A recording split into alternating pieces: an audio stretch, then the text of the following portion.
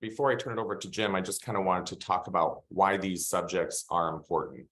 And you know, what we always hear is that there's a cost associated with it. And that's true. So moving from Suite 7 or ECC 6 to S/4HANA, there's a change in how SAP charges for storage moving into in-memory. So that's certainly one of the most important things, is how do we get the content out of SAP so that we can lower the cost essentially in HANA.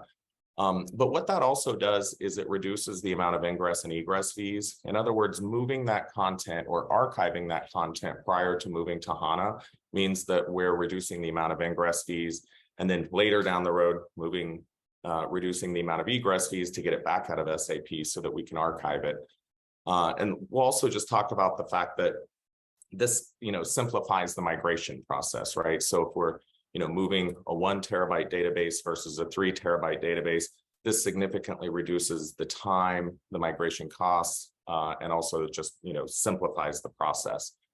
And, part of the benefit of doing that as well is not necessarily related to cost. It's related to the fact that we can improve the performance of the SAP database by limiting the amount of the data that's in the S/4HANA environment. And what this does is it also reduces the amount of time that's associated with backups and also recoveries. So, and even the ability to copy data back and forth between your disaster recovery sites or your business continuity site. By keeping this data limited and in the S4 environment, this will reduce the times and also just the costs associated with being on the wire with that amount of data.